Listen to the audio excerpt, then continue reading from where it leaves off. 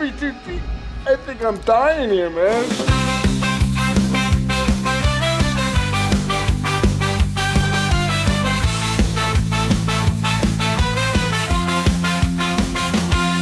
Through the haunted mansions and floors, the creep, they lead us to the places from which we dare not peek. A journey through fear and the realm of the night. In every word they speak, our hearts ignite with fright. Welcome to the horror show, the Deep Cut Podcast, where nightmares come alive, ready to take their blow. Tune into the chilling delight on the airwaves of the night. Let the darkness grow. Let the darkness grow.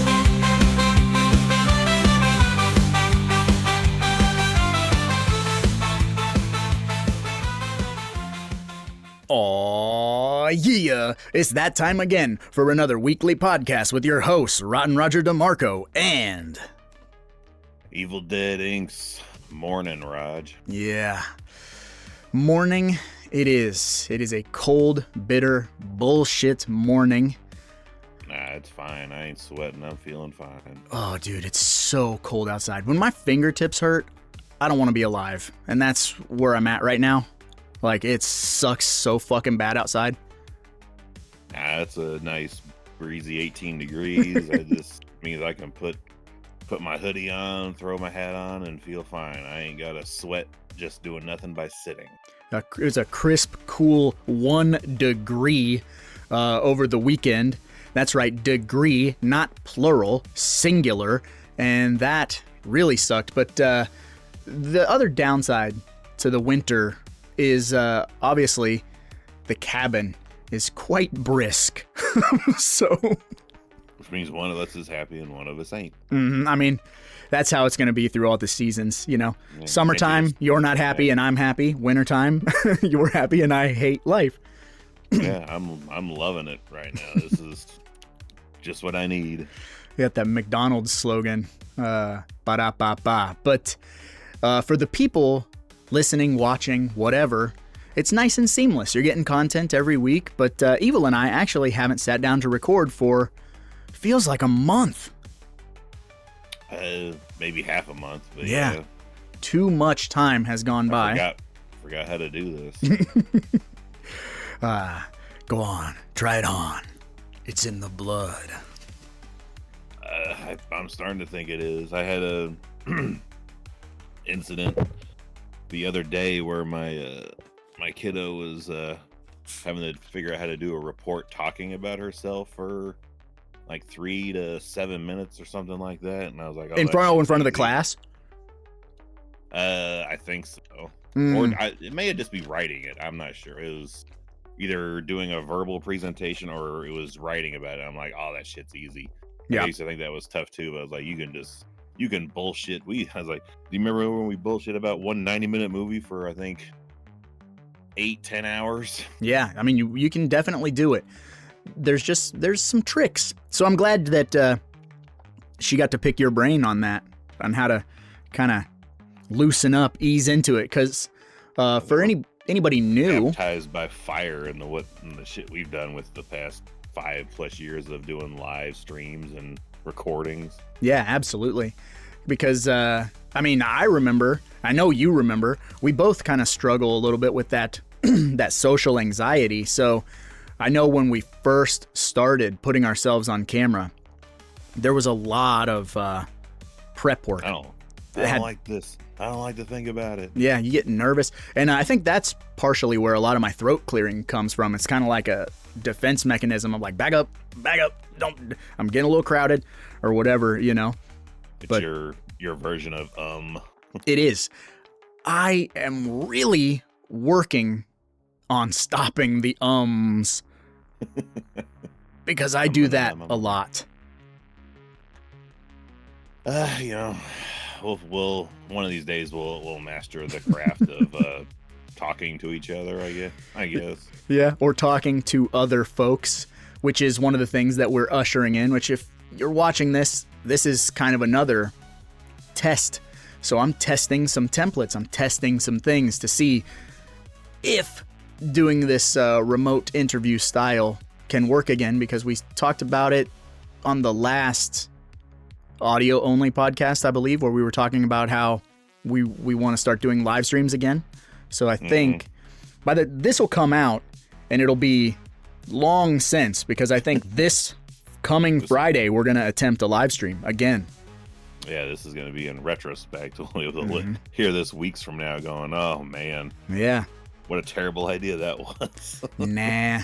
Live streams are always fun. You know, we just shoot the shit, talk to anybody coming in to check out what's going on. But a lot has been going on. The cabin is getting some upgrades. It started yesterday, and it will continue today and into tomorrow. Actual factual light switches, lights, plug-ins. Yeah, because you've seen outlets. You know what it's like on the other side of the camera down here. There are cables stretched. You know, I mean, we might as well be running them from the neighbor's house. There's so many cables. So I mean, if you've not seen it in person, a good visual representation is like that outlet in Christmas Vacation. I was gonna say Griswold. Clark has all his lights plugged into in like the cellar or whatever. 48 different things all into one outlet. Yeah, that's this basement for sure, and it's a wonder that we're still alive. Did I say basement? I meant cabin. That's what I meant. I'm in the basement, and I'm doing an equivalent of that. We're on the same plug-in. Yeah, we're split this sucker in half. I get one half of the plug, he gets the other half of the plug. Yeah, we daisy chain like 4 or 5 power strips off of that one plug. Out of extension cords, and you're using a power strip as an extension cord. I've been there doing that, actually, actively. Yeah. It's a good thing that a lot of this stuff is low wattage. You know, LED lights don't take up a lot of stuff. The big powerhouse would be the computer and the mixer and things like that. But let's get in to our weekend watch list. Let me get that weekend watch list. Let me get that weekend watch list. Let me get that weekend watch list. Weekend watch list. Dude, I don't know. Is this much of a weekend watch list or more of a 2-week watch Well, list? and even in 2 weeks, man, I really didn't get to a lot. So it does condense down. You know, it's a pretty small list, all things considered. So I don't have a whole hell of a lot, and I know it's December, so I got a feeling I know your watch list, at least a large portion of it. So I'll start, I guess. Please. What have you been watching? I'm dying to know. I rewatched The Long Walk because it is my top movie of 2025. Yeah, that released a week ago, 2 weeks ago. Mm-hmm. This point in time. Yeah, and I still don't own it. I haven't purchased it because I got a feeling it may end up under the Christmas tree, and this is one of those months, you know, where it's like, don't buy shit for yourself because you just don't know what's going to happen. So, you know what I mean?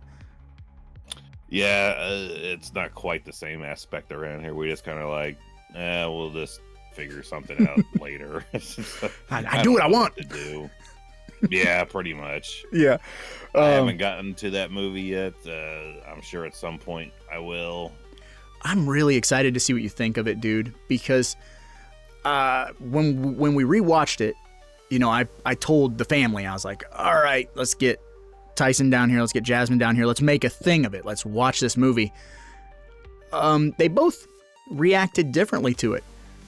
And it was a fun experience watching the movie with them. And Tyson, he had one thought where he was like, it feels longer than it is. And I said, is that, you know, because of the walking? And, you know, he's like, I don't know, but it felt longer than it was. And I was like, is that good or bad? He's like, I'm not really sure. So it's hard to kind of gauge how he felt about it. And I know you have a problem a little bit with, you know, a long movie. because we both kind of have that, our minds might wander, or we might be tempted to check how much is left of the movie, pick up your phone, kind of dick around. But for me, it kind of just depends on the movie. Some have that issue, but I mean, it's how good the story or visuals or whatever is drawing me in. Yeah, like some things can be like Dr. Sleep can be as long as it wants to be, and I can have a problem with it. Yeah, or there's several others. Like I'm a wild card on that one. Yeah, I mean, I suppose we both are, but it all depends on if this is if it resonates with you, if it pulls you in, and that's one of those things, because it is essentially, it's a movie about people walking. So it's Lord of the Rings. You know, how visually pleasing, how many things can they do about people? It's a walk and talk. The whole movie is a walk and talk. And I liken it to Stand By Me, which is another Stephen King. So it's a little like that, but with a little higher stakes, I suppose. So I'm curious. I'll make it eventually. And then the other thing that I watched over this weekend was just another one of those kind of background throwaway type of deals. I needed something to eat up time on the TV while I was occupied. So I dusted off another one of our classics, our favorite time eaters, if you will, Never Sleep Again. Threw that on and just kind of let that be the day. That's weird because I had that on doing the same shit, I think, yesterday or the day before. See, there you go. Over the weekend, little Never Sleep Again. And I had just done, I think the week prior, had done Crystal Lake Memories. And that's what, once I pop the top on one of those all-day docs, I kind of get the bug and I want to do all the ones that we own, you know, yeah. You go into that. Do you have that Halloween 25 Years of Terror one? Of course I do. And I have the More Brains. So I think they're both kind of on the horizon for whenever there's a lull and I need something to throw on. That's probably what will happen. So, but that's it. We both had that for. There's nothing wrong with that. I mean, we have the same brain. So, pretty much. But that was it for cinema that I watched this weekend. Mostly everything else was, watching some True Blue on YouTube, some Chris Hansen, like Catching a Predator, whatever else, like weirdest internet videos and just, true crime and shit like that. I kind of stumbled into this form content. Yeah. Stumbled into another true crime channel that I really like, Dead Bug Says. And his true crime stories, they're very graphic, and he doesn't mind. He says offensive words and stuff like that, so it makes the murder feel more gross. Whereas when you're watching like Forensic Files, it's like, and then he sodomized her or whatever, and like Dead Bug would be like, and he jammed a face in the mud and fucked her in her ass, and you're like, whoa, Jesus Christ, okay, you're like, wow, that feels more final. It feels a little more violent. It's Texas Chainsaw Massacre, the podcast. Yeah. So Dead Bug Says, for anybody. Shower after that. You do. Anybody who needs some true crime that makes you feel like you need a shower, there you go. But cheap plug. You want the man version of true crime? Yeah, not that pussy shit like Forensic Files and Autopsy from HBO. Yeah, it's kind of a mix of like Last Podcast on the Left and Texas Chainsaw Massacre. It'd be about the best. Pretty rough.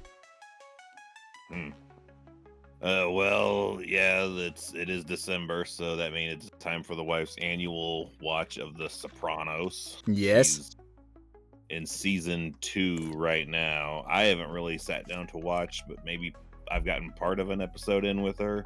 Yeah. But we're still at the same time trying to still jam through Melrose Place, which we're at the tail end. I think there's like 2 episodes left of season 5, and then we have 2 seasons left. We're done with Melrose Place. Finally, get chipping away at it. Yeah, just like Kid Rock and a mountain of cocaine. We'll just chip away at it slowly. I don't know that he would do that very slowly. I think that wouldn't take him very long at all. Who knows? Other than that, it's been a variety of some oddball things. Like I had Bachelor Party on, which is one of my gold standard go-tos for background cinema. Probably my top Tom Hanks movie, probably. That's a fun one. I don't get to that one very often, which is kind of, I mean, it's kind of raunchy, but not really. You know what I mean? It's raunchy enough, I guess. Yeah, I was gonna say raunchy enough to where it can't be like a noon movie, I guess. I don't know. It was years ago that I saw it, back when FX kind of was relatively new as a channel. Mm-hmm. And they were doing kind of those almost deep dives on movies. Like, we're gonna watch the movie, and in between commercial breaks, kind of like Joe Bob, we're gonna do some bonus materials essentially. Nice. And talk about it.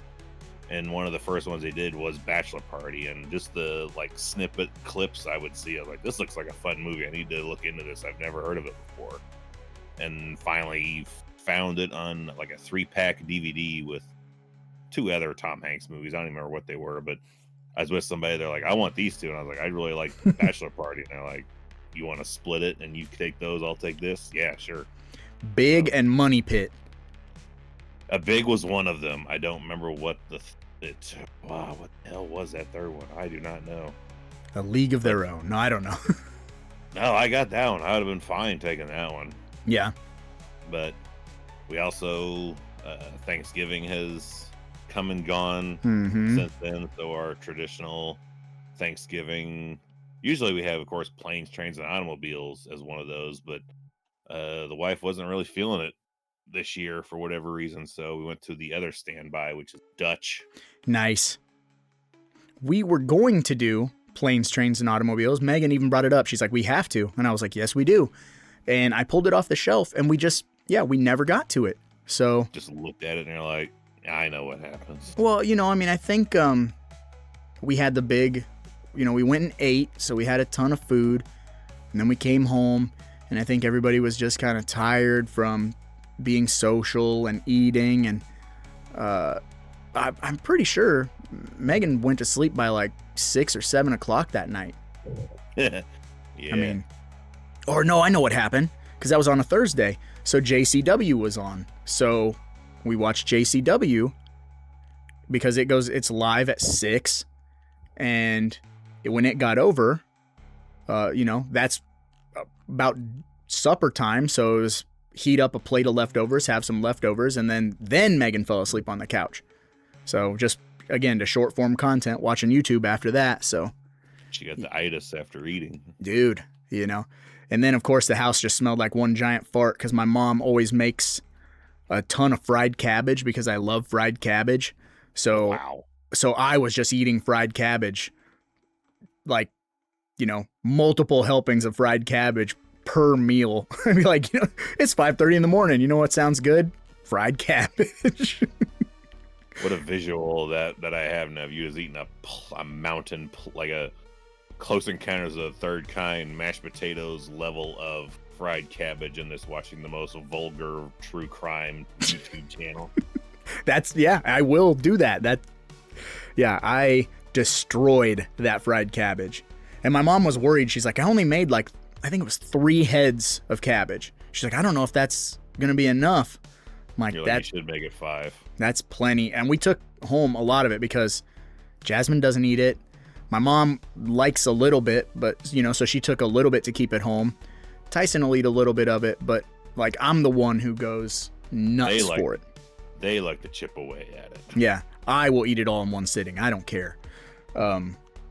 Thanksgiving was good, so no complaints.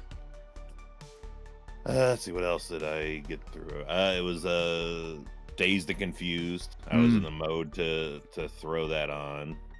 Always kind of enjoy a day of just seeing what it's kind of like Friday. Like I'm all right with a movie that kind of just takes place over the course of a day, and shit happens, but shit doesn't really happen. Right. That's a very obviously it's the beginning of summer because it's the last day of school. So that's a movie that just makes me feel like I want to go outside. I want to run around when it's nighttime a little bit. Actually, first time I watched that, it was I think it was my junior year of high school. I'd seen the poster for it forever, but I had a history teacher that year who was also a movie kind of fanatic, and he, for like a year-end like project, he's like, I'm gonna give all y'all a list of like 30 or so different movies throughout history, and you pick 10 of them. And it was over a course of several months of what ones to watch, and then I want like a page report on each of these 10 movies that you pick that you want to watch and do a report on. Nice. And I think like 7 or 8, like 90% of the movies on there were shit. I was like, I don't have to watch this to do a report. I could give you these reports right now if you want. That's right. How detailed do you want them? Yeah. Yeah, but 2 that stand out that I hadn't watched that I just decided to pick randomly was Goodfellas and Dazed and Confused. So that was the first time that I watched it and became a big fan of Dazed and Confused. Hell yeah. Sidebar to Dazed and Confused, it does not have great poster art. That original poster art does not necessarily convey how dope that movie is. And so I think that might have been a deterrent back in the day for you. Like, you look at it and you're like, I hear good things. I want to watch this. This cover art does not pull you in.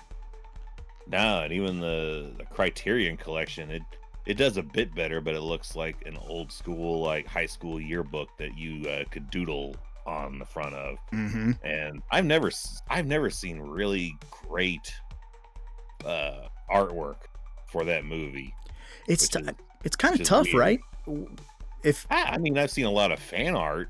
Like, if you scroll like fan art or alternate, stuff that just randos make on the internet, there's a lot of good shit out there, but everything that's been officially released, it's like, man, they just don't come close to hitting the mark of the vibe of this movie. Yeah, it kind of seems like they're really focused on like 70s and smoking weed. That's it. Like that's kind of the movie, but I mean kind of, but it's a coming of age movie. It's about growing up. It's about sex, really. It's about body discovery and a lot of things, and just like a stoned smiley face with a joint hanging out of its mouth with tie-dye does not do it justice. Or people like sitting on the hood of a car, like all sprawled out like a glamour shot with that 2000s high contrast color doesn't work.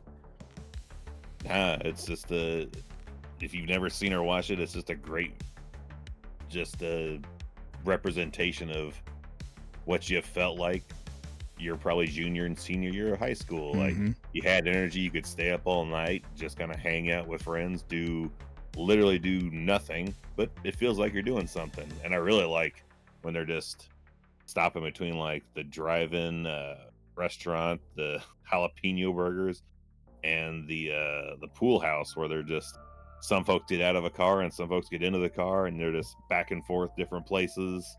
Like, oh man, I remember exactly what that felt like. Yeah, dude. So like, which is weird because it's a high school movie, right? But it always makes me think of, and this is a weird core memory for me, but when 5th grade ended, so we're done being elementary students and we're going into junior high. So 5th grade ended and junior high and high school were in the same building in my town. I don't know how it was for you, but like elementary was its own place, and then junior high and high school had their own building. School gets out, and I don't know how, somehow the word had gotten out that all the high schoolers, at the last day of school, they have this giant water fight. They have water guns, water balloons, and they go around very dazed and confused and go after the biggest kids from the elementary school that are done. So all of us that were in this one class, all my buddies, we knew that these kids were all going to come after us. So we get out of school and we go to my buddy that lived the closest to the school. We just run to his house and we load up all of his. He had like a Super Soaker 50, the Super Soaker 100, those water balloons that looked like grenades. I can smell them as I'm describing them. Oh, I love it. Me too, dude. And we just... Nothing better than the grenade-shaped water balloon. Yeah. And we just loaded up on gear. And we filled up 2-liter bottles with water for extra water because we knew our water guns were going to run out. Put those in our backpacks. And it was just like a town-wide water fight. And the whole town was like cool with it. There was no cops like razzing you or anything. It was just this fun ass, and all the high schoolers weren't like mean-spirited. They weren't like fat Affleck, you know what I mean? They were like super cool. But that's a core memory, and it makes me think of Dazed and Confused, even though, I was a 5th grader, so I wasn't like getting high and trying to bang chicks or whatever. The only other thing that I could throw into the watch list that I barely started it, but didn't have time to even get more than a fourth of the way through it, was High Plains Drifter. Ah, a little Eastwood. Yep, some classic spaghetti western Eastwood. Ain't nothing wrong with that. Sometimes you need it. You were in a very summer mood and you didn't even realize it. Warm, dusty. I guess so. I don't know, maybe come summertime I'm going to be ready for The Thing and Hateful Eight. Right, switch it up. Yeah, like, man, it's probably like, I wish I was colder. Well, I definitely wish I was warmer. So, but yeah, I didn't get to anything else other than those couple of flicks. So, but some interesting things have gone on over the past week or two. So I'm curious to what news stories you have for what the fuck is going on. What the fuck is going on? Anything new? What the fuck is going on? I don't know what's going on. I'm so confused. The big one, dude. I'm going to say, should we just start with that big mamma jamma that I dropped on you the other day? So there's two. I don't know which big one you're talking. Let me get a big death out of the way.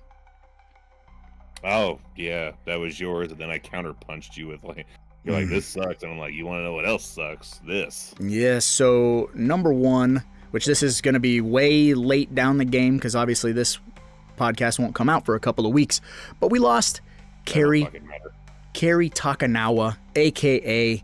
Shang Tsung himself, a.k.a. the big baddie in Showdown and Little Tokyo, a.k.a. the big baddie in every single movie that ever needs a Yakuza guy. Just a phenomenal, badass dude. 75 years old, man. He had a good run. So... It's not enough, Dad. It is not enough. And he even voiced Shang Tsung, I believe, in the last Mortal Kombat game, and they did his likeness, as Shang Tsung. Yeah, I think it was the last couple. Dude. They did that because it's clearly him. No matter what, he is Shang Tsung. That dude is fucking awesome. So that was a major bummer out of nowhere. But time waits for no man. No matter how healthy, no matter how badass. How many souls you suck. That's right. It catches us all. I keep trying to put him in Deep Rising as one of the mercenaries, but that's a different guy. That's Wes Studi. Although that would be fucking sick if it was Cary Takanawa. Oh, Wes Studi. That's another guy that's in every movie ever. I'm mixing him with the guy from the other fighting video game movie. He played Sagat. That's Wes Studi, yeah. Yeah, I'm just replacing one martial arts guy with another. It's not racist. It's just it's just what it is. Yeah, they could not be more different looking to me, but I don't know why I just keep wanting to put him in that guy's role. I don't know. But they both are notorious excellent bad guys who between them have more movies than fucking Danny Trejo. They've done so much shit. Yeah, you hit me with that one, and initially I didn't recognize his name, so I had to go and look. Oh, I don't know why, I just didn't know his real name off the top of my head, but I did, and I was like, oh. Well, it's a weird to think of him as Cary. he will always just be Doesn't Shang strike- Tsung. It doesn't strike fear in the hearts of a final boss of somebody named Carrie. Yeah. And now you must face Carrie. Caddy. Ooh, I'm shaking in my boots. Carrie is somebody that would need Goro to protect his ass. I have, let's see. So I have one more moderately cool piece of news, and then I'll let you jump into all your big ones. So this isn't like news, but I love to spring on you occasional special editions or whatever that are coming out, you know? So I got to do one to you the other day. yes, you did. Finally. Mm-hmm. So did you follow that Instagram that I told you about a few weeks back? I don't remember. It's called Dawn of the Discs. And if you... Oh, yeah. Yeah. So you might have seen this, but because we're talking Kerry Takanawa, which I hope I'm not being racist by assuming he's in this movie, because I'm pretty fucking sure he is. We are getting a special edition 4K Blu-ray badass ultimate edition from 88 Films of Double Impact, the Jean-Claude Van Damme classic. I don't think he's in that. Is he not? Who's That's the... Oh, Bolo. I know. Okay, Bolo is for sure. Picking up Professor barrels. Takanawa's in it. Yeah. I don't think so. I think it's just that little wormy guy that looks like Paul Heyman. Okay. Yeah. Okay. So there you go. Clearly, it's been a hot minute since I've watched Double Impact. I prefer Double Team, if I'm being honest. That's just wrong. I know it is, but it's the worm, baby. But this has a commentary track, not by anybody in the movie. It has a commentary track by two other film critics. So it's a commentary track, but it's basically just like if you and I did a commentary track. Yeah, it's got Jeffrey Lewis is in it. Okay. Love Jeffrey Lewis. Yeah, he's the from, man.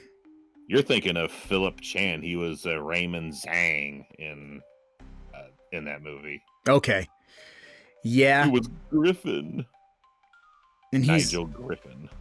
he's also... Isn't Kerry Zhang from Sidekicks? Is he the Sidekicks guy? Harry Zhang? Or whatever you said his name was? Oh, Philip Chan. Kerry Zhang, Philip Chan. Like, Give me- I'm not going to be racist, but I'm going to really come off it a little bit here. Give me the fucking book. Let's see, under his filmography, Super Cop, Hard Boiled, 9 Girls and a Ghost. Well, that doesn't sound like a movie that's... Yeah, that sounds late night Cinemax. Yeah, A Tale of Three Cities. I don't recognize anything other than those first couple. Twin Dragons. I don't know. Eat a Bowl of Tea. That sounds fun.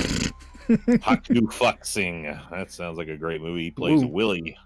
Willie Mays Hayes. But He's in Bloodsport. He's Captain Chin. okay, there you go. See, again, we're just mixing them all up, and I feel really bad.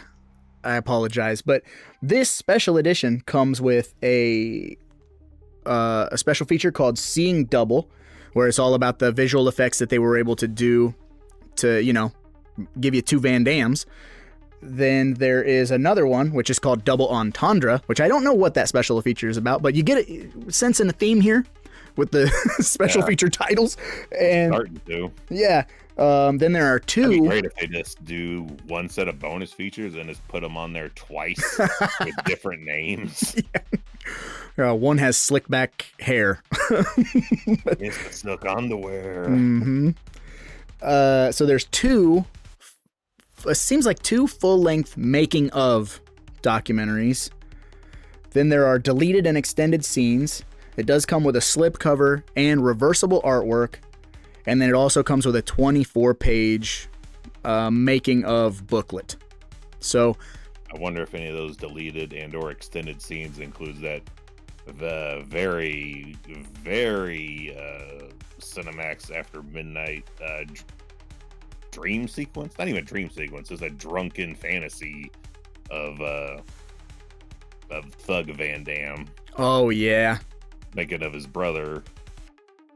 I always thought that just actually happened, but you're right. He is dreaming of his brother boning his old lady.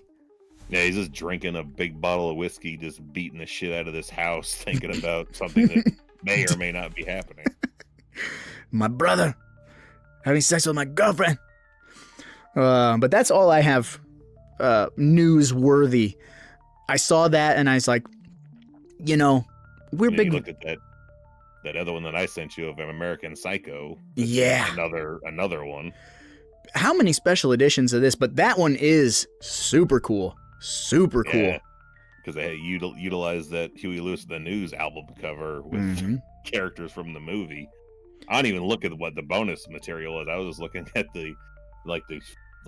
just the shit they put the disc in, including one of the Bateman business card. Yeah, I was gonna say I thought it came with business cards. Yeah, it's got a whole bunch of cool shit. Visually, the packaging of that is phenomenal. I did just pick up that steelbook that has the clear slip cover of him peeling his face because it was like $10 at Walmart, and I think it has all the old special features ported over from the DVD release. So this is the first time I was completely just taken aback by the visual representation of the packaging. I didn't bother to look or remember anything that was included in the actual media itself. I'm just like, this looks like a really cool copy to have. I kind of want to get it. It's pretty sick, dude. Not gonna lie. I guess that would be because I have it on VHS, I have it on DVD, I have it on Blu-ray, and then I have a special edition Blu-ray. So that's too many dippins. That's a lot of dippins. But that's reaching Friday the 13th 4 level. It is. I have a whole room filled with Friday the 13th Part 4. Is there anything that surpasses that? Do you have anything that you have 6 or 7 copies of? Halloween 6 probably. Shit. Because there was a brief period in time when back in the day when you had to do that shit on eBay, anytime you saw someone selling a boot that was the producer's extended producer's cut, director's cut, whatever cut, I would assume it was different. So, okay, you get my $10 or whatever. And then it would be like a printed on computer paper CDR or whatever. It'd be all crappy. And it would still be a work print. So it would be a dub of a dub of a dub of a dub. And I'd be like, well, I just wasted that $10. So you got the 4th Michael Keaton edition of Halloween 6. Yeah, I've got so many Halloween 6s. It's ridiculous. I might have 666 copies of Halloween 6. Yeah, I know it's going to be nightmare because I have it on VHS, the Cinemax recorded off cable version. Mm-hmm. I've got an official release. I've got that fan. No, I don't. That's part 3 that I have it. So I'm going to scrap that. But I do have that for, I think 1 and 3 I can say on this because they're equal. The one that the fan one that you bought me of 3 that has the custom trailers and casing on it. Isn't it? It's 1, 3, and 7 cut together, or that's something. The Blu-ray. That's the Blu-ray you got me. Okay. So there's that one too. There's the DVD I have of both 1 and 3. The Blu-ray I have of 1 and 3, and the 4K that I have of that. So that's 7 of those. Good God, yeah. Between Nightmares 1 and 3. We don't have a problem at all. I don't think I've got a problem, no, and I'm not going to admit to it. No, not until you walk into your living room and we're all sitting around in chairs and we're like, you need to have a seat. It's only a problem if I got them all in the same place, because right now the VHS tapes are in the basement along with the DVD, and the Blu-rays and 4Ks are upstairs. That way the missus can't tell how many copies you have on first glance. I don't know if she's ever asked how many copies exactly I have of those movies, but I at least know now if I can remember. If she ever does, I'll be like, I have the lucky 7. Yeah. The sensational 7 copies of Nightmare on Elm Street. And it'll be 8 if you can get that super badass special edition, boy. Okay, never mind. Yeah, it would be 8 because I have 2 copies of the 4K of the original. Because the steelbook of that first one came out before the box set of the 4Ks came out. Mm-hmm. Is it the same disc? Yeah. Yeah, that's a bummer. But, Yeah. you know, is what it is. All right, Mr. Evil. I have no regrets. I'm, no regrets. I'm ready for you to hit me with any weird, wild, wacky news stories that you may have. Well, we gotta get the other elephant in the room out, which will be old shit by, again, the time this actually drops. But Netflix has struck a nearly $83 billion with a B dollar deal to acquire Warner Brothers and HBO Max, beating out Paramount, Comcast after a bidding war. Finalized what would unite the world's largest streamer with Hollywood's oldest studios. And I can't imagine anyone outside of those acquiring these services that are happy about this situation. It's bad news. Because all this is going to mean is if you get less options of streaming services, that means they can really monopolize how they want to charge you for how much you get. They'll still have cheap ass versions you can get, but they're gonna have so many ads and you're gonna have so many paywalls to get to so many other things. Yep. Like there'll probably be a movies paywall, a TV show paywall, a recent lineup paywall. Oh yeah, it's just gonna be cable. It's gonna be cable again. Yeah, pretty much. But here's the big kicker. Yeah. Is it really, in my opinion, the second I saw that, my heart skipped a beat. My heart fluttered because we have talked about it for a number of years. We have talked about the inevitable death of physical media. This one headline is the literal wooden stake in the heart of Dracula. This is so fucking bad. It's so bad. Netflix already has exclusive movies and things that they don't give the love to. Sure, they might put out Stranger Things because they know it's a bajillion dollars, you know, but they never put out that Dolomite movie. There's things that they just will never put out. And now, if they own... Only if it turns a profit. They're gonna... Anything that is not making a decent enough profit, they can now afford to just drop it. Mm-hmm. They're going to own HBO, Cinemax. So that means any exclusive content, series, whatever, that belong there won't get physical media releases. Well, Warner Brothers wasn't doing great on my end anyway. Yeah, exactly. No, they weren't, but at least there was physical media. And it absolutely is the death nail in my eyes. Not necessarily of the physical media release yet, although my God, you can't get any closer to death's door than that. That's 1 foot in the grave and 1 foot out of banana peel. Oh, dude, for real. I definitely think it's the absolute death of anything extra ever included on a disc. Every movie you ever buy physically from here on out that isn't fan generated is going to have the bonus materials of Evil Dead Rise. Mm-hmm. Oddly enough, dude, which kind of ties into this morning, you know, my son and I, we always get up 5 o'clock in the morning, and I've brought the channel up to you a couple of times. The Corridor channel, where they're visual effects artists and they react to effects. Sometimes they try to recreate effects. This morning's episode, they were talking about the Lord of the Rings, which I'm not a Lord of the Rings fan. My wife is, whatever. But they were talking about how in the first Lord of the Rings, how Peter Jackson invented that motion capture, the camera moving at the same time. So they were doing the forced perspective of Gandalf at the table. You know the scene. I'm sure you know what I'm talking about. Not really. There's a camera move. You can do forced perspective with a static camera, but to do forced perspective with a moving camera requires a lot of tricks. And they invented a trick that they did in Lord of the Rings. And so they spend the episode trying to recreate it with motion controlled dollies and things like that they jimmy rig up in their studio.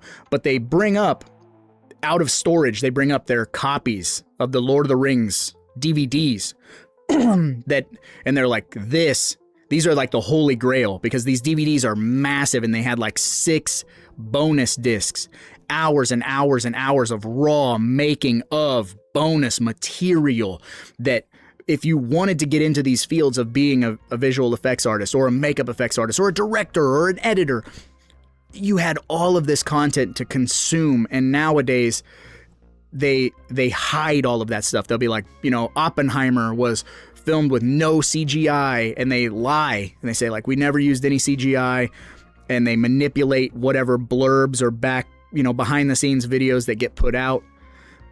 And it's false and it's not real. And you and I bring it up constantly, how spoiled we were in the era of DVD. DVD was the best time to get your making ofs.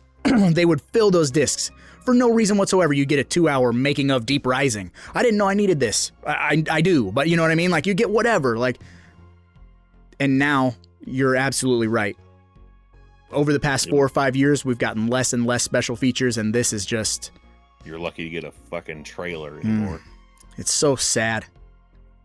It's also, I don't think, gonna do tremendously well for movie theaters either, because I know there's going to be a lot of talk going on about release of exclusive things to this new deal under Netflix and HBO that will be same time as theater, or like not even a week difference from theater, and then you can get it through a streaming thing. So, dude, yeah. If COVID was the one thing that initially tried to murder theaters, and theaters have been clawing, scraping, anything they could to stay relevant. Like, you have one of the best theaters in the nation, I think, like right down the street from you. Like, you got a 4K or 4D experience is a big deal when it comes to movies. An hour away from me at the Henry Dorley Zoo, we have the giant IMAX. Like, it's fucking huge. But how many times have you been to that theater? It's right down the street from you. Just a couple, because it's a bit expensive. But I have never been. I need to take you, because we have the tallest screen in the country. It's like a 3-story tall screen. That's what we saw Halloween 2018 on. That's insane. It's huge. And then there's the 4D experience theater.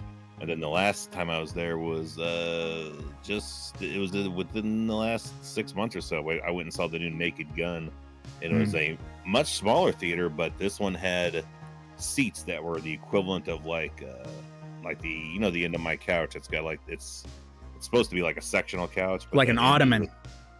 Every seat was like that. Oh boy! Spread your whole leg out, and just you could just either watch a movie or take a nap there. I'm like, this is the best theater in the world.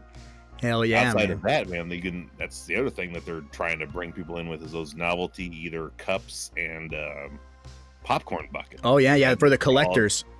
Yeah, you got that Jaws popcorn bucket. I've got the Naked Gun drink cup that's got the cop light on the top of the drink. Nice. I think that the issue with that is, just like anything, you have these scalpers. They'll come in and they'll buy 20 of them, and then so the demand, the supply is limited, or you have theater employees who are pocketing them and selling them on eBay or whatever. But that's just like anything, though, which is cool, though. We need something. We need a gimmick to get people in.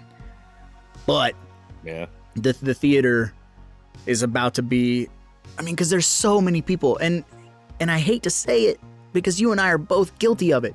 We're both guilty of it, and I don't want to be guilty of it, but it's like, how many times have you seen a trailer for a movie and you're like, fuck yes. Like, yes, I need to see this in the world's worst way.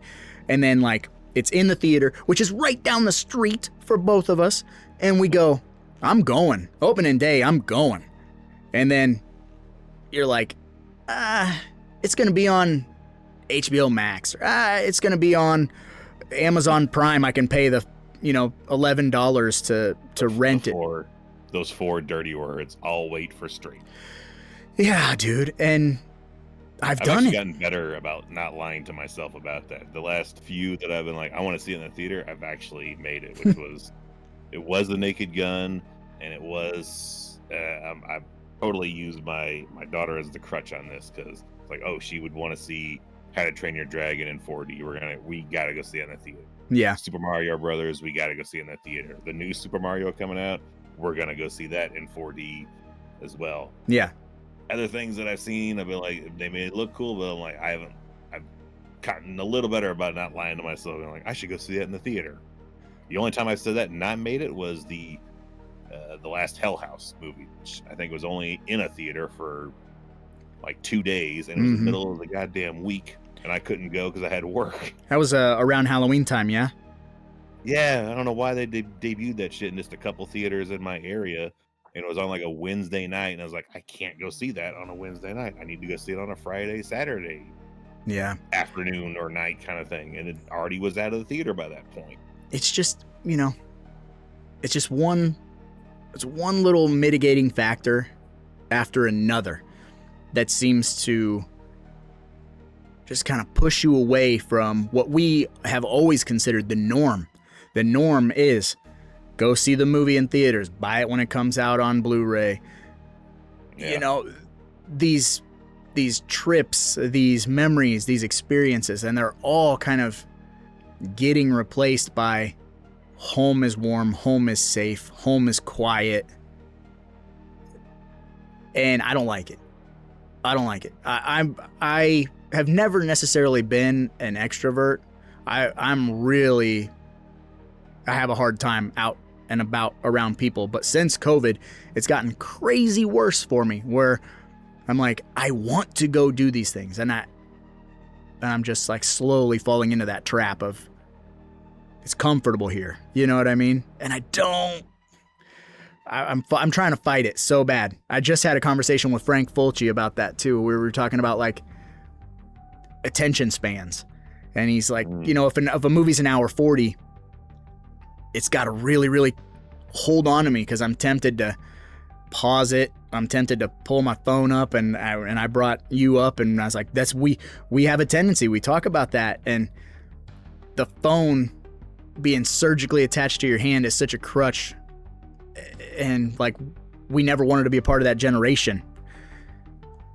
And I'm trying really hard to break it. There's a lot of shit messing with my vibes. Yeah, it'll be an interesting couple years to see how more things unfold. Speaking of Frank, though, this also means technically now that both WWE and AEW are going to be under the same company, more or less. So it's going to be really interesting to see how that plays out, because while WWE is the New York Yankees in this situation, they've been fairly underperforming, at least in fans' eyes, since the Netflix acquisition has went down. They've not really had a big banger of a pay-per-view, and they've gotten a lot of negative press about taking the Royal Rumble over to Saudi Arabia. WrestleMania is going to be over there, and AEW gets constant criticism for some of its booking choices. Either just ex-WWE stars or not. They're a lot more it's AEW is a very Mark fan based organization. Nothing wrong with that. Those are folks who are into New Japan, indie promotions, and do not mind a hell of a lot of blood in their work. Yeah, that's you're speaking my language now, for sure. So it'll be interesting. They're the Boston Red Sox to the New York Yankees there. So we'll see if they're able to hang on. Last I read that they will be good until 2027. But I mean, anything can kind of happen. And Bret Hart had a 20-year deal as well when he re-signed in '96 with WWE, and right. So well, that worked out a year later. So yeah, not real well. Hopefully things don't fold for AEW, because competition is always a good thing, and as soon as competition's out, Right. product suffers greatly. Look back at the storylines going on in 2003, 2002, and they're the absolute shits. Mm-hmm. And I will say, from what I have observed, because I don't watch WWE. And I don't either anymore. And I've watched highlights. And I've skimmed some of the AEW stuff, and this is a complete outsider perspective, from a guy who I haven't watched WWE consecutively, like probably 15, 16 years, maybe longer. But looking at both products, I like AEW's product. I like what they're doing. So I hope nothing bad happens. You know what I mean? So. Same, because they're also very open with them having lighter, work schedules, doing any kind of work outside of AEW and earning money. They never seem to have issues with them doing any type of conventions, which WWE guys are always under a more lock and key when it comes to what conventions they can and can't do. Right. So I've become more of a fan because it's a lot more accessible to me. I'm digging the product more, and I don't have to go through fucking 3 streaming services and still pay for pay-per-views with a shit ton of ads. Right. WWE pay-per-view is going to be $30 or $40, and it's going to be half of that fucking show, half that 3 hours you're watching is going to be ad. And we literally purchased the full gear not too long ago, and it was $40, and that was 4.5 hours, and not an ad to be seen. Nice. That was just another match. So I was like, yeah, I like it. Man. Yeah. I don't know. Oh, so speaking of deals and things changing hands, especially by the time this goes live, and trying to see how things are going to play out.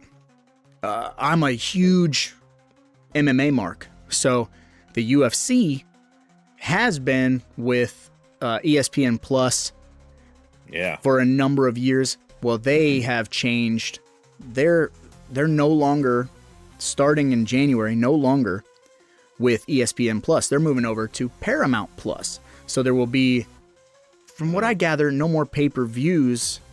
You pay your Paramount Plus subscription, and there may be one more additional fee to gain access to the UFC. I got to look into it more, but I'm curious how this is going to play out for future me when it comes time to watching UFC, because this ESPN era has been miserable. You talk about these pay-per-view prices, when on the come up back in the day, which I know, inflation and things of that nature, but like it used to be $20 with your TV remote on Dish Network or whatever, bop, get it. And then it went up to like 30, and then you're like, okay. And then it went to 40. 35. Yeah, and then to 50. And now we're like all the way up to $79.99 plus your subscription to ESPN Plus or whatever. And yep. You can't make it for the rich demographic. It's just like you said with WWE taking stuff to Saudi Arabia or whatever and making your pay-per-view tickets in the thousands, They've literally said, we do not care about what the fans think of ticket prices. We're going to keep marking it up and keep doing it because somebody's still buying them, and they've got to make up the difference, because apparently Endeavor is just really in the red, and they got to make up I money wonder why. constantly. I think it's a lot of mismanagement from what I've heard and gathered. So they're just gonna keep doing that. Yeah, it's you could buy a house or you can sit front row for WrestleMania one of the 2 days. Yeah, it makes no sense, dude. The consumer, they're not family oriented anymore, which is weird to think after all this was going on. When I was like, man, I can't wait for Vince McMahon to just leave. Yeah, be done. I can't wait for him to go. And how the hell does that guy still come out looking, smelling like roses on this one front of he made shit affordable for families and people to go to this? They don't give a fuck about that no more. Mm-hmm. Well, isn't that like a famous P.T. Barnum quote? I think where he says, it's something to the effect, I'm paraphrasing, where he says, something terrible happens without promotion. Nothing. And in context, that's kind of like, if you're not making a product that is for your consumer, which think about who your consumer is. Kids love wrestling. Lower income families love wrestling.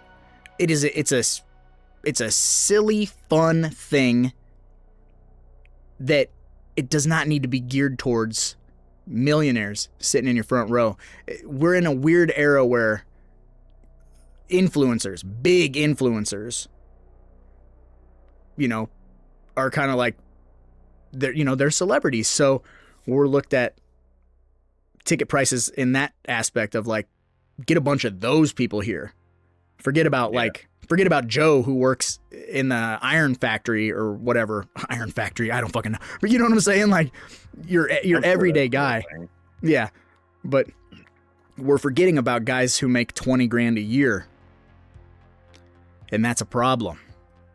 And Vince knew that. Vince might be a piece of shit in everything else, but Vince knew. He knew where his bread was buttered on as far as who's coming to the show. Mm-hmm.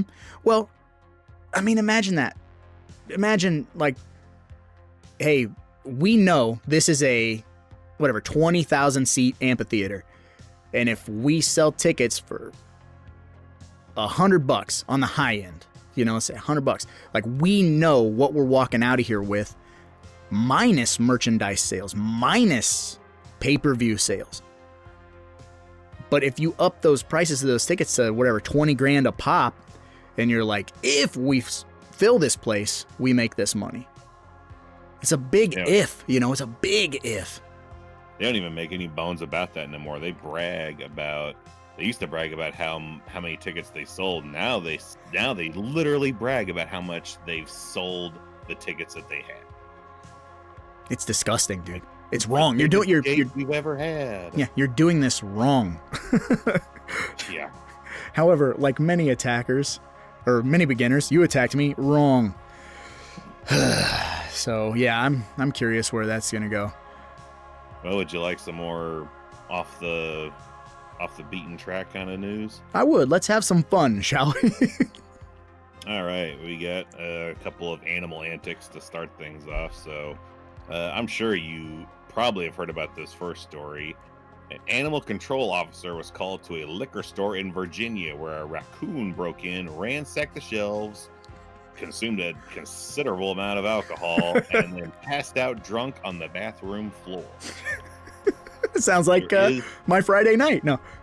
There is CCTV footage that is out there. You can see this raccoon busting in through the ceiling, knocking over several bottles of booze, and him completely crashed out, all four paws spread out on the bathroom. Just getting fucking liquored up. Oh my God, that's amazing. Have you not heard or seen anything about that? No, I have not, but that is fantastic.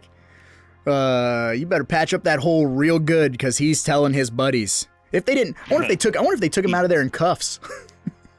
He ain't gonna remember fucking how he got in there. He's gonna be just walking, or it'd be like Beer Fest. Like, shit, where was that? Yeah, I don't even remember. That's amazing. Yeah, look that up on your YouTube. just probably type in drunken raccoon and just get a good chuckle out of things. I wonder if that liquor store had any like snacks. Maybe offset some of that alcohol a little bit. He's, absorb it. Yeah. Yeah, chomping on some pork rinds and peanuts and Slim Jims and shit. 7-month-old bread. Bread's older than the fucking wine. Dude, all right. Do liquor stores sell bread?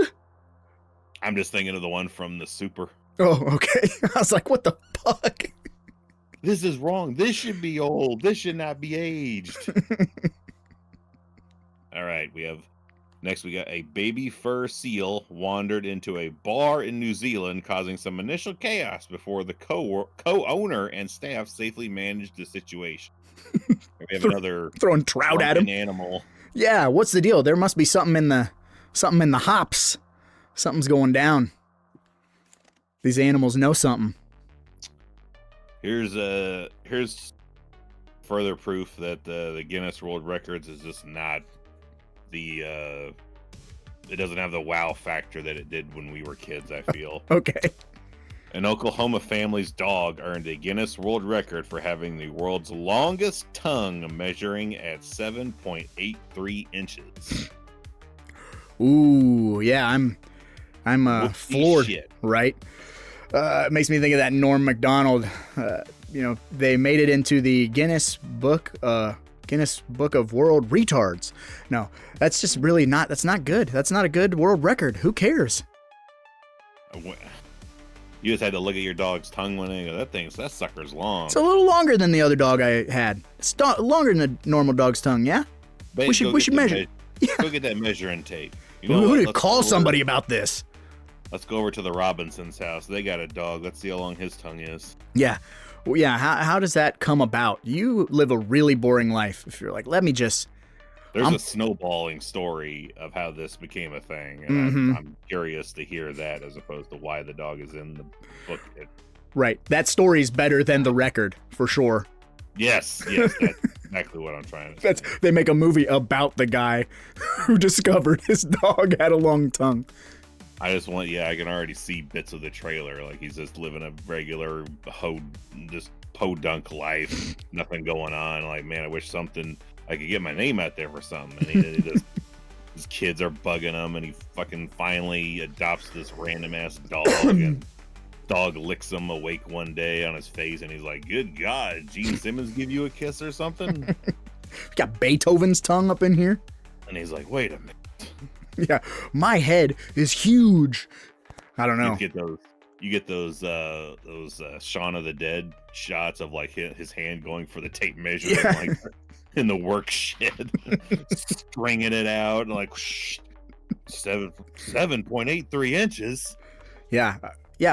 So the initial step of that is like, I mean, what do you call City Hall? Do you call the police? Call the police? Right. Yeah. That's what I'm saying. Like, and they go, okay, so. Definitely make sure you're on the non-emergency line right. for that one. My dog has got a super long tongue. This is freaky as shit. I gotta tell somebody. Or how does that even happen? You tell your neighbor, and then it's like a game of telephone, and then it gets to the Guinness Book of World Records? Or is he just so convinced that his dog has the world's longest tongue? It's probably not nearly as exciting as we're wanting to make it. It's probably as fucking boring as they got this dog. They saw it look like a long tongue. They're like, let's measure it and just see. And he's like, let's Google to see what other people say. And he's like, this dog is like at least 2 inches more than any of those ones. I bet we could set a record with this. Honey, call Guinness. Yep. The end. The most riveting world record ever. We'll have to leave the tongue business behind. We have a bear that has taken up residence in a California man's liquor store. No. Nope. It's a crawl space that led to a close encounter when the homeowner attempted to check a monitoring camera. Oh my God. That's like Aliens or Alien, you know? Yeah. What's his name down in the air condition? It's right on top of you. And I was like, oh, I didn't know he was watching the Jungle Book on this security monitor in the crawl space. Yeah, the Baloo is not friendly in person. Get the fuck out of there. Dallas, get out of there.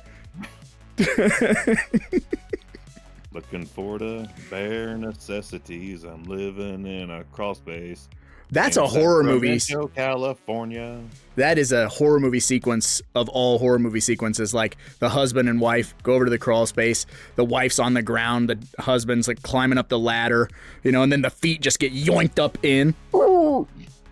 Like blood starts pouring down Glenn style from Nightmare on Elm Street. Jim. He's not a very good coroner, is he? All right, another odd achievements that has happened this past week. A man building a motorized garden shed that reached a top speed of 123 miles per hour set a world record, and another who ran a half marathon wearing 137 t-shirts. A customer traded in a Pokemon card for over $30,000, and a daredevil set a new record by completing jumps at 16 different bungee sites. I've got to circle back to the. There's a lot. You just hit me with a lot. So number one, a guy built a house that can drive 100 and some odd miles an hour. Yeah, 123 mile an hour garden shed. Yeah, so his house can drive, and that's a world record. Shed that fast. That's a world record. That's exciting. Because just imagine cruising on the fucking interstate and a house whizzes by you at 120 miles an hour. That is a home improvement episode if there ever was one. The Binford whatever. The Binford 6100 tool garden shed here. Grow your tomatoes. That's a hit the nitrous, yeah. Needed the neighboring county in 16 minutes. Jesus, dude. That's hilarious. How do you, I guess he'd have a window that he's looking out of while he's driving, but shit, I would hope so. Hope you're not flying blind at that highest speed. This is going to end badly. Yeah. That's a jackass stunt. That's what that is. No, the jackass stunt is a marathon run with 137 shirts on. Oh, yeah. Yeah. And cellophane or whatever. Like, make Preston Lacey run a marathon with 120 shirts on. I'm also surprised you didn't hear about this news that happened this past week. This is also something you should look up on your YouTube or social medias.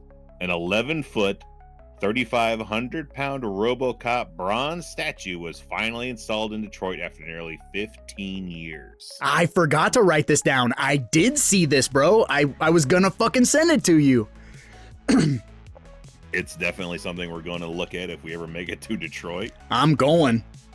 I'm going to look at this statue. I'll tell you what. I'm going to shoot it in the dick. Shout out to, as I take a little sip of this on camera, labels out, shout out to Fago in Detroit. The reason I found out, the reason I found out about this statue is because on Fago's Instagram, they posted a picture of the robot. Now, the robot is not holding a gun. Mr. RoboCop is not holding anything in his hands, but his fingers are open. So, Fago put a Fago in his hand and took a picture of it. And it's awesome. So, they did. You know, I mean, you got to. It's RoboCop is synonymous with Detroit. Fago is synonymous with Detroit. So, I thought that was pretty cool. And, yeah, I'm sure we're bound to see plenty of Instagram photos of people doing all sorts of filthy things to RoboCop in the coming days, for sure. I can only hope. Yeah. Police in New Zealand recovered a valuable Fabergé-inspired pendant after waiting 6 days for it to pass through a suspected thief's gastrointestinal tract. So he ate it and he had to shit it out there. 6 days later. Oh my God. Right. Yeah. He had a stomach ache, man. They just give him some Go Lightly and give him some cereal fucking. Bran.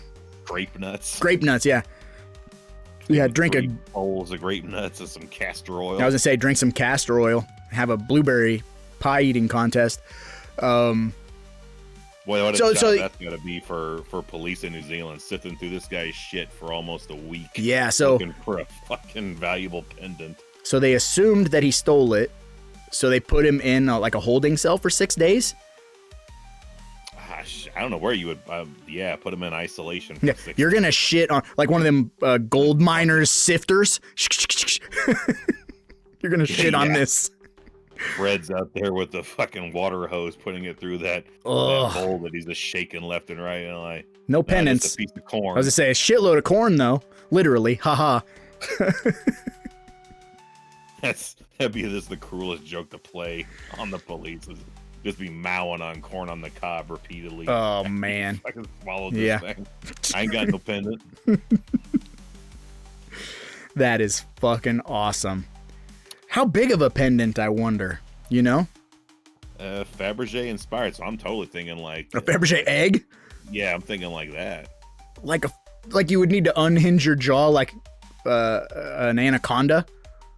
Nah, you'd be like that dude who takes those bites of like those really big cheeseburgers that he just kind of unhinges his jaw and does this like oversized bite kind of thing. I don't know.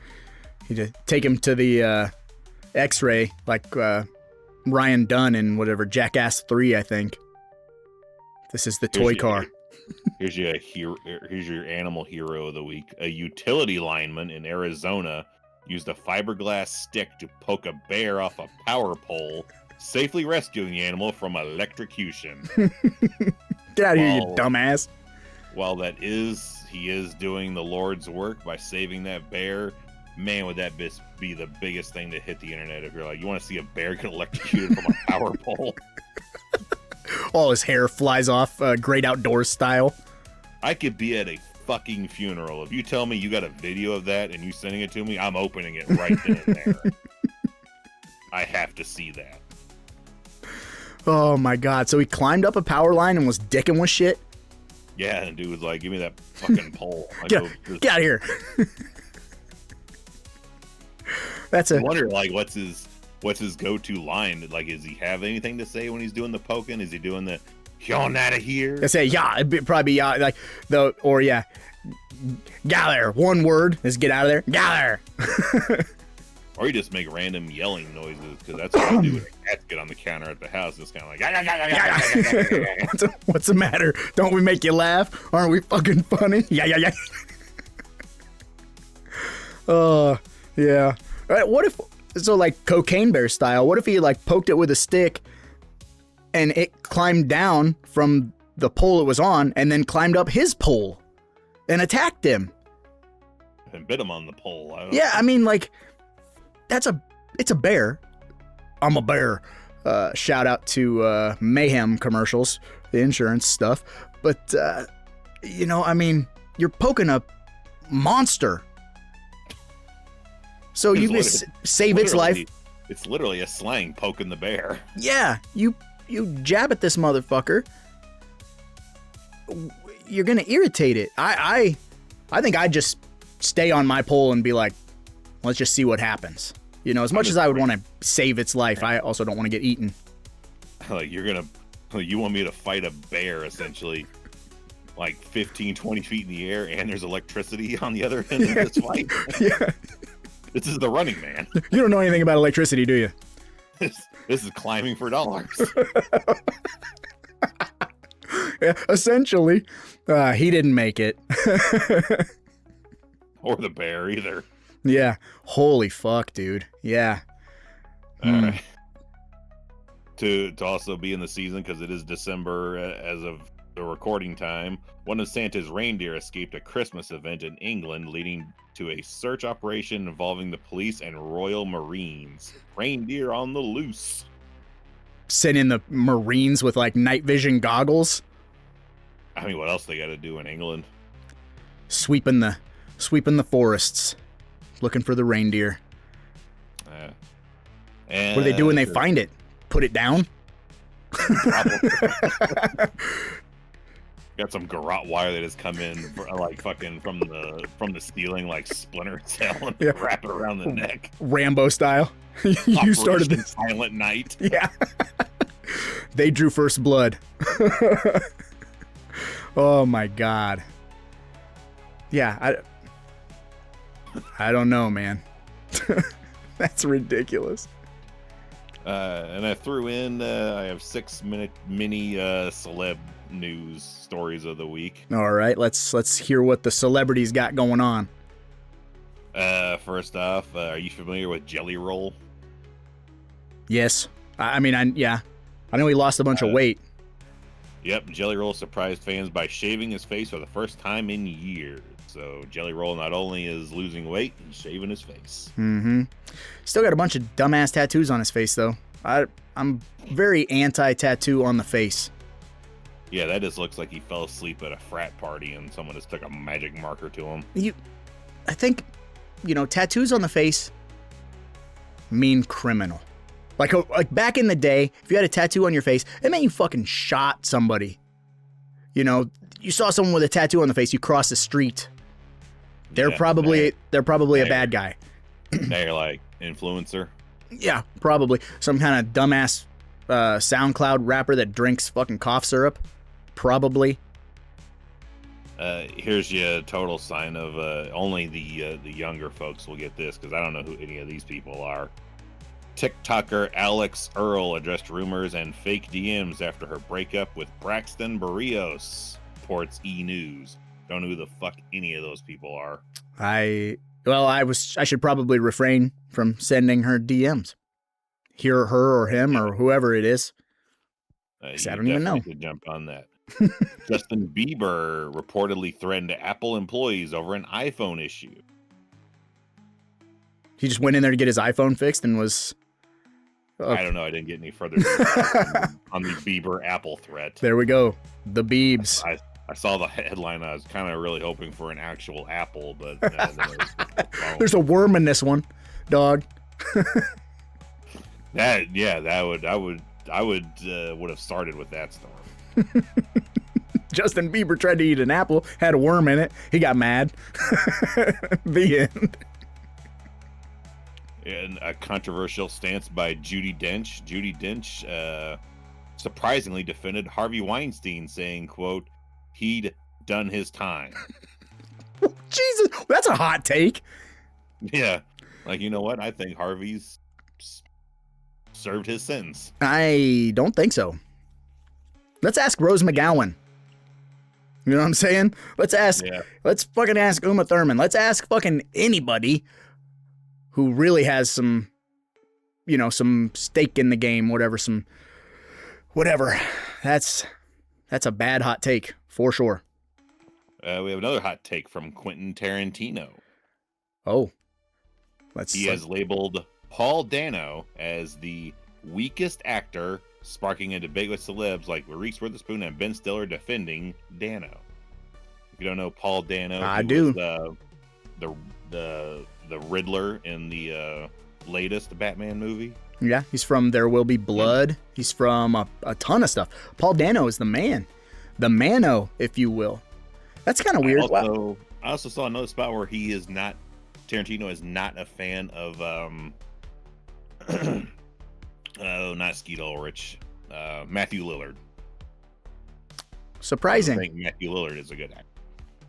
Well, that's wrong. So everybody doesn't like somebody. That's true. And the thing with Tarantino, I'm not defending or whatever. But again, like you said, everybody likes somebody, and you got to also understand that Tarantino's an older dude who grew up watching a certain era of films. So obviously, the guys he looks like. Yeah, so like the guys that he looks to, like that, some of them are no longer with us, but brought in like Robert Forster. He brought him back for Jackie Brown. Obviously brought Pam Grier back from like career obscurity.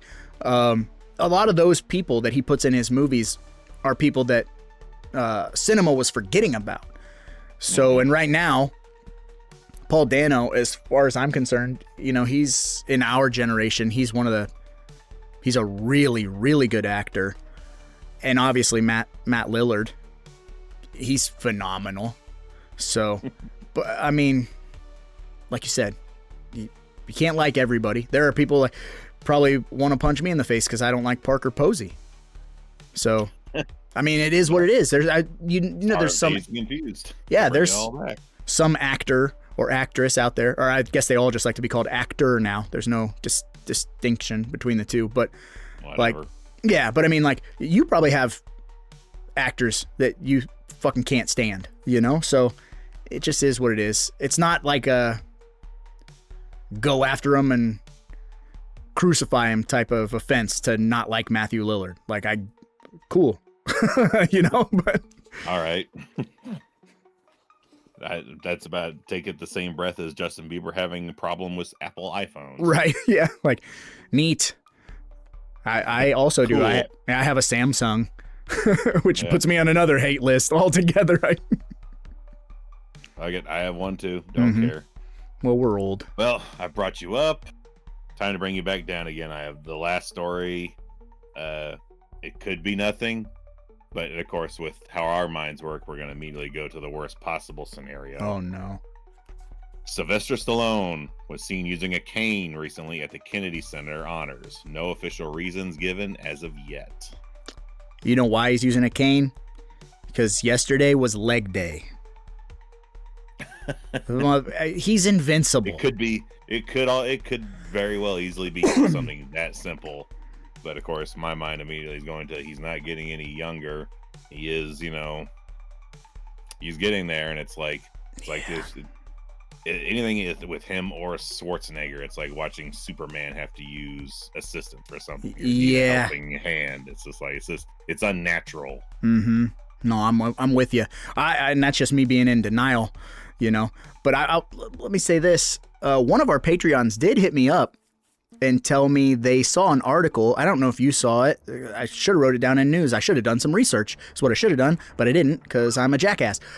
That Demolition Man 2 is... I've heard a lot of that stuff, but it's weird because I keep seeing photos that look super like AI plausible. Okay. Same with like... I'm not getting tricked, goddammit.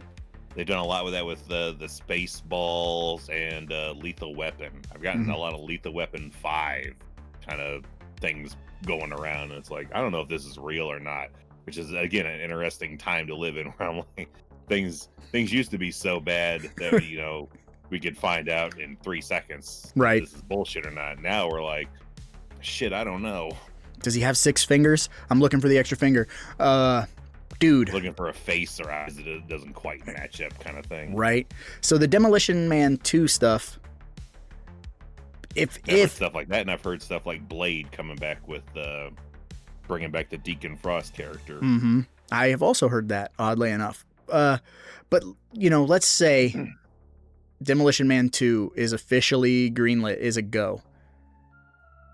And if that coincides with the cane, then I would say he's using a cane because he's in the gym hitting it crazy hard and he's old, I'll be 42 in June, and if I have a really good leg day, I can't walk. I can't walk worth a shit as I have leg noodles for almost a week. If I have a really hard leg day, you look like Aaron McGehee trying to pin the tail on the donkey. That's what I look like, especially trying to go up or down stairs. You better fucking forget it. I'll sit down on my ass and scoot. So I'm gonna hold on to that kind of hope. But again, he's old. So if he's got to use a cane to kind of get around a little bit, it ain't the end of the world. You can still he can still shoot action, but then we get kind of into that. The issue I had with the last John Wick, because I love Keanu Reeves, but I can see I don't want to call it a cognitive decline because it isn't, but like your body can only maintain like a speed for so long. That's one of the things that goes is speed. So he's getting tired now. Yeah, definitely getting tired on camera. So, and I don't like to see that. I don't like you said, you don't want to see Arnold look feeble. You don't want to see Sly with a cane. I don't want to see Keanu moving like he's in Tar.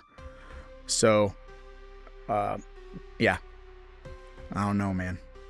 Hopefully. Yeah. Sly's all good. Hopefully, but that's all the news that I had gathered for today's meeting of the minds. It was all good. A lot of drunk animals up in this piece this week. Drunk animals, weird Guinness records, bears climbing poles, dudes wearing over 100 t-shirts to run marathons, trading in $30,000 Pokemon cards. Yeah, go back to what was that story? He traded in the Pokemon card. Traded in a Pokemon card that was valued at $30,000. Bought a small house. Yeah, or like 3 of those Amazon like fold-out homes. Bro, I want one of those. Pretty bad. I'd like to get one to put on the side of the house. I want one for the backyard, so whenever you guys visit, you have like your own place. Yeah, like that way you can take a shit, you can take a shower, you can sleep booty hole naked and whatever, you know, you don't have to worry about Like, nothing. whatever, it ain't our house. That's right. Dragging my ass on the floor. Yeah, I got worms. treat this like a hotel room. Just throw shit on the floor. I ain't picking that crap up. Literal crap.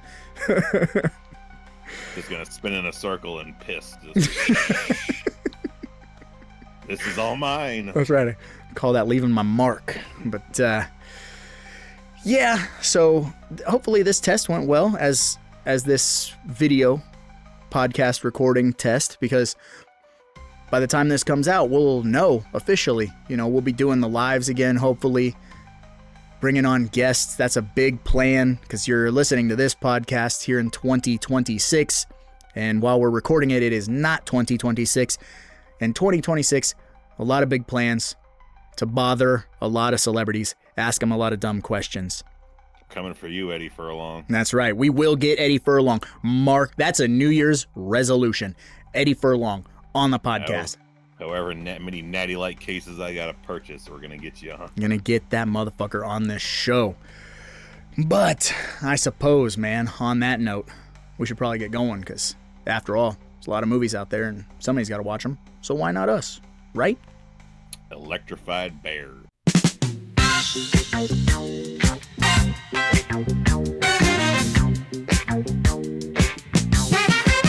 Thank you for listening to the Deep Cut Podcast. We sure had a blast trying to make you all laugh. You gotta set your reminders and get ready to geek, 'cause there's a brand new episode every 2 weeks. Now that you're done with the show, leave a comment on that shit and let us know your movie prop pick. Find it on Spotify with tons of episodes. Excellent shows that'll make your head explode. Every 2 weeks there's a new episode. So rate us and subscribe to the Deep Cut Podcast. Every 2 weeks there's a new episode. So rate us and subscribe to the Deep Cut Podcast. Every 2 weeks. Every 2 weeks.